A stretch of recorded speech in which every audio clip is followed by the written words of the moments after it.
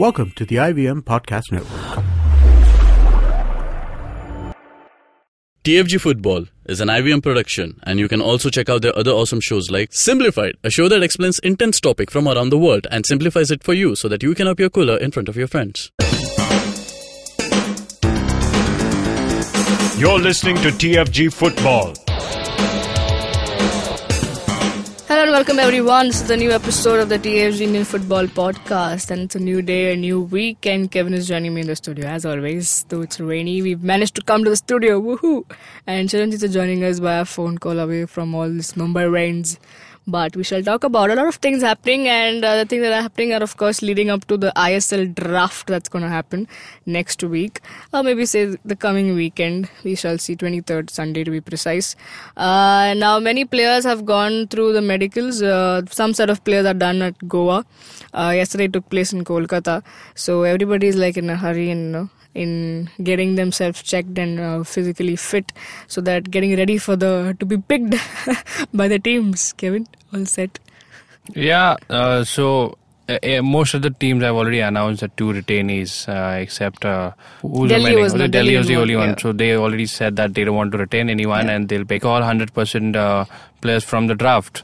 So players themselves have understood that ISL is going to pay a huge amount than the I-League clubs. So their first preference anyways, because the draft is coming before the I-League transfers are happening.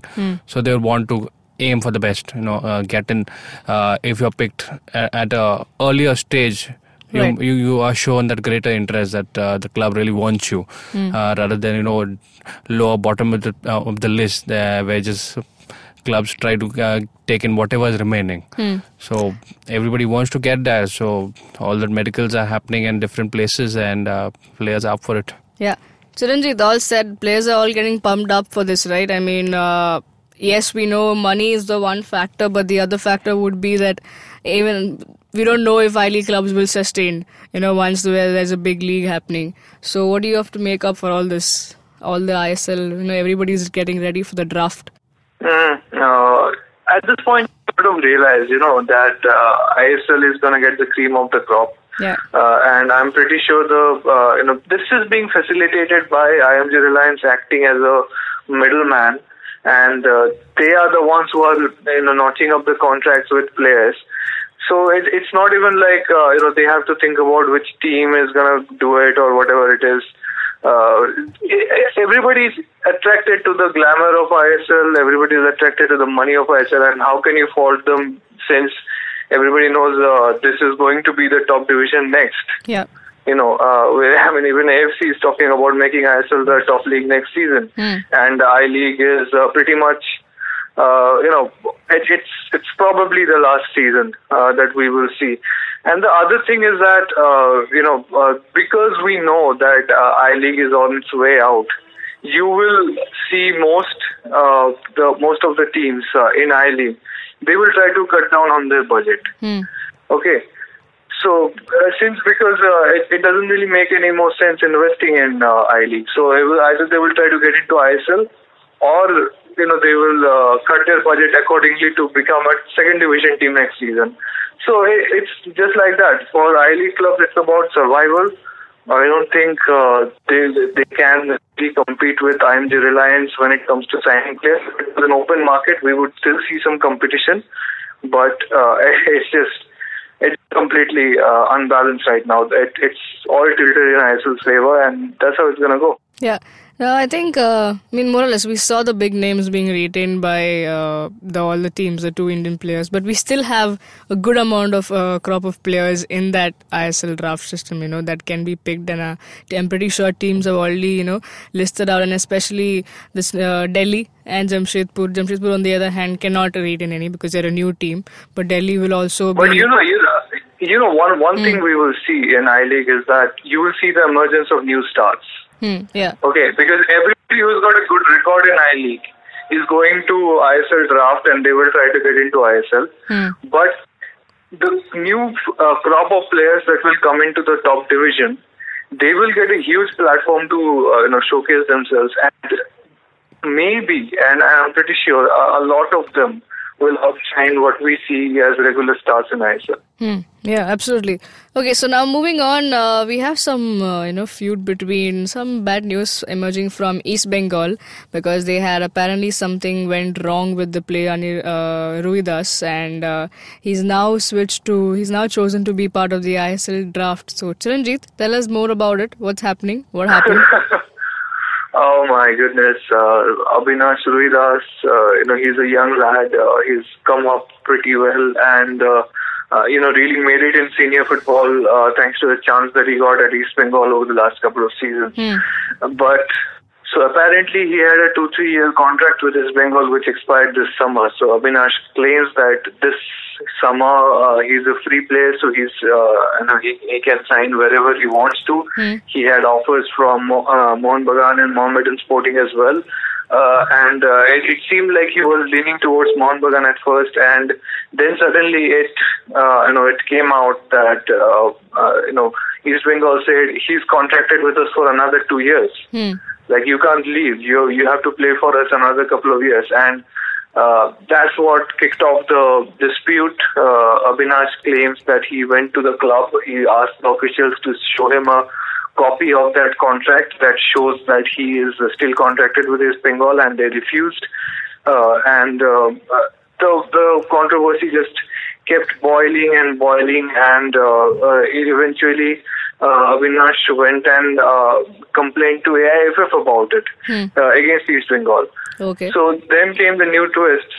Suddenly, when the medicals were happening for ISL draft players, Avinash showed up and he did his medical checkups over there. So apparently he's trying to get into the ISL draft now. But we don't know how that's going to come around because the matter is still under, AIFF disciplinary committee is looking at it. And at the same time when he was doing medicals for the draft, reportedly some East Bengal officials went to the office of IFA, Indian Football Association, and they submitted a copy of the contract that they claim shows that East Bengal still has a contract with Avinash Ruidas. So they are saying they expect him to turn up at the club and play for them at the Calcutta Football League. But Avinash is saying, I'm not contracted with you, I'm not going to play for you. So all of that is still undergoing.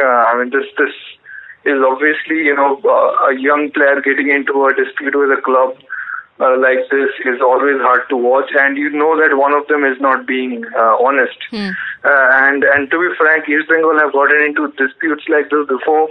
Snehashis Chakraborty was somebody who faced this for a while.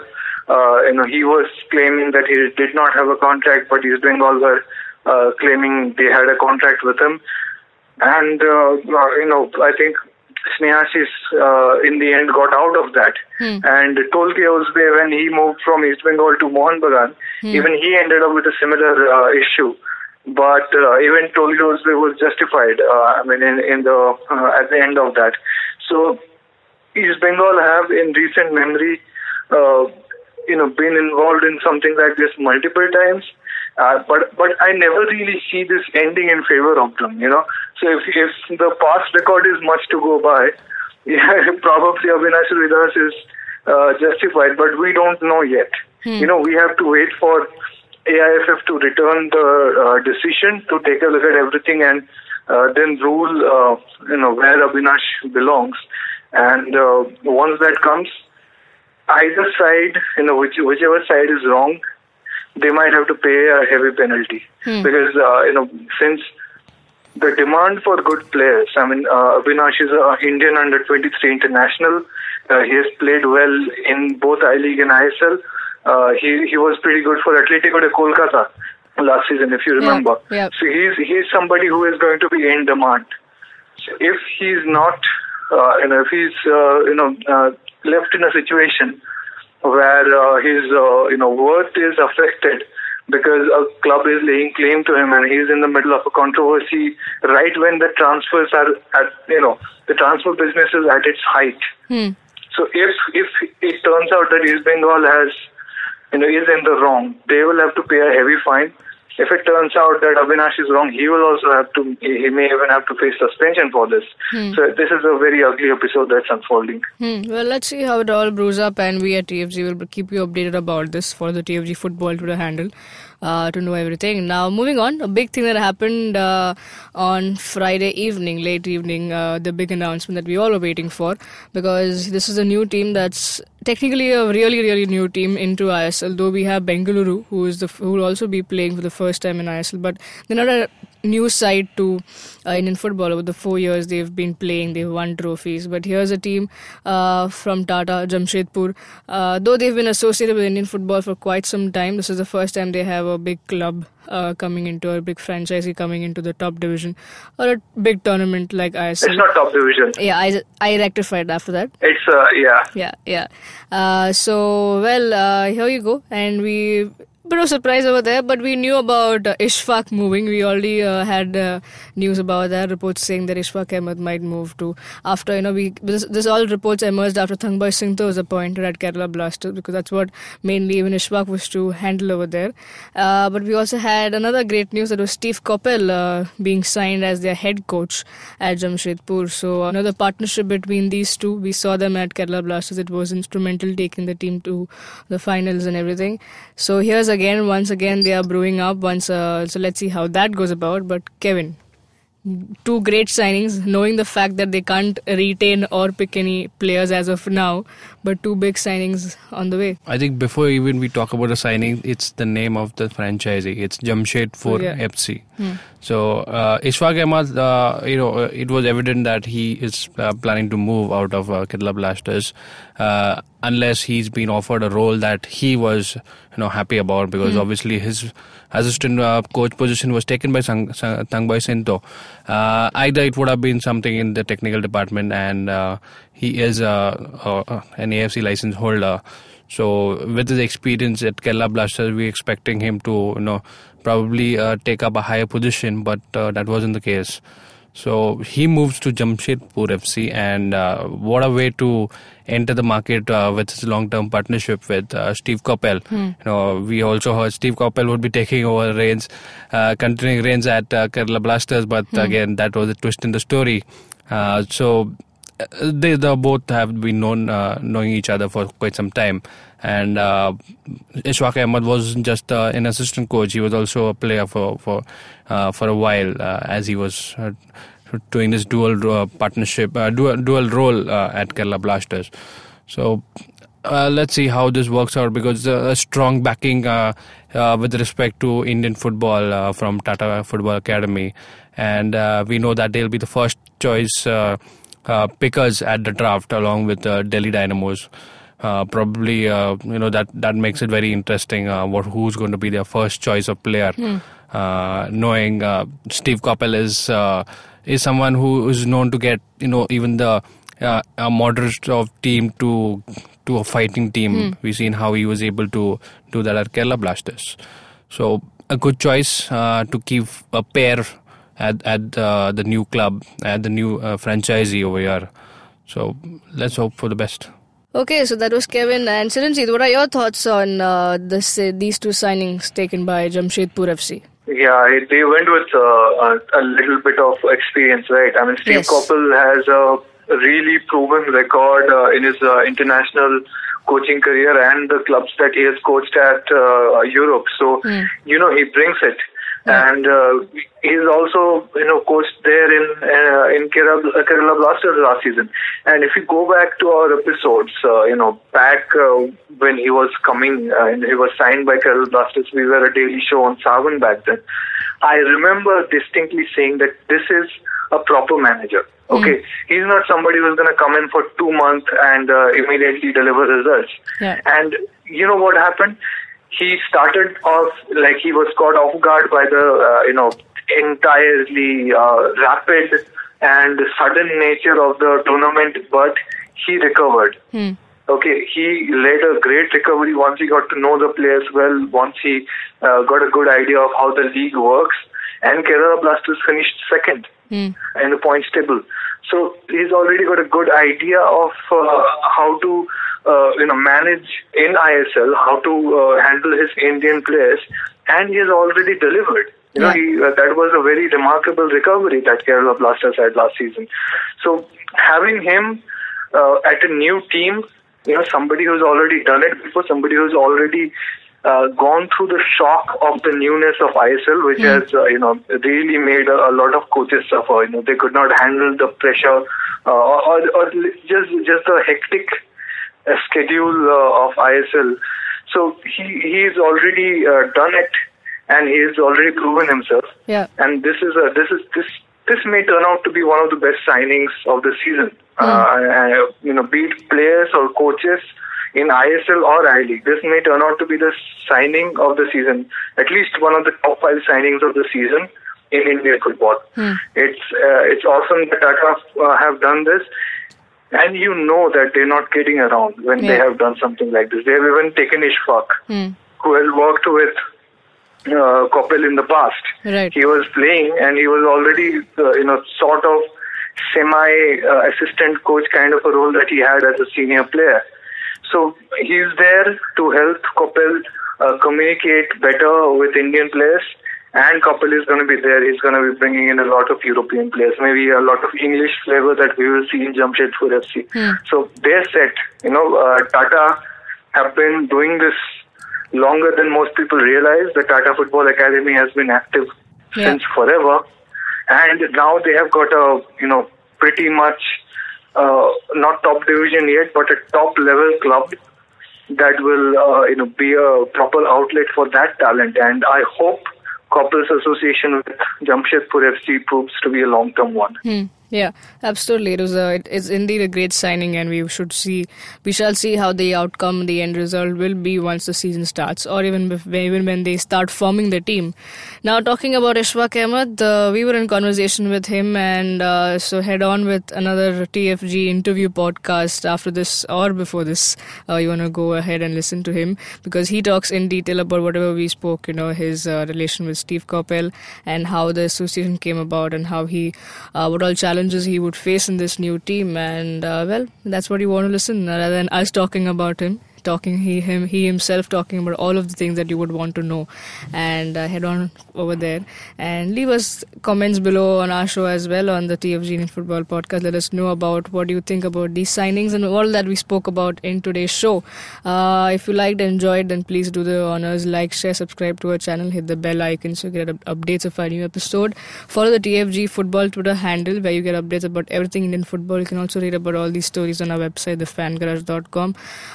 Also listen to our show on Audioboom, SoundCloud, iTunes, and various other podcasting apps. You can talk to us directly, Chiranjit Oja, Boza_Kevin, Sujin Matthew 94. Have a great day, folks. We're a daily show, so we'll come back to you tomorrow. Cheers and bye.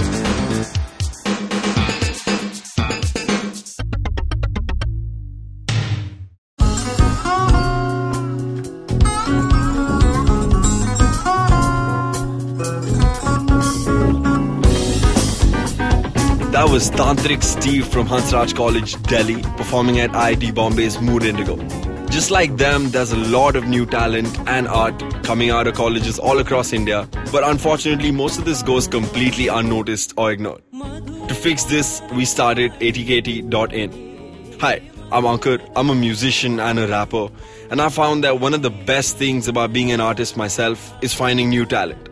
Through atkt.in, Tanya, my colleague who's a dancer, and our whole team really is putting all of our efforts into discovering and promoting all the coolest talent that's coming out of colleges all across India. And this goes up on our website, our social media, TV, radio, and now, of course, this podcast with IVM. Make sure you go to our website, support the talent with your likes, your shares, your comments. All of that really matters. Go ahead, check it out. atkt.in.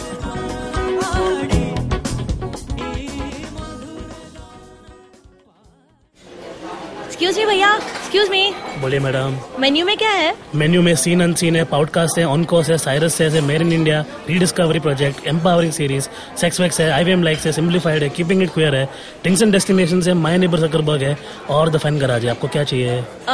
एक बार repeat कर देंगे क्या? Repeat नहीं करता हम. आप जाओ IVMpodcast.com पे और सुनो ये सब, या फिर डाउनलोड करो उनका ऐप, सब आपकी उंगलियों पे.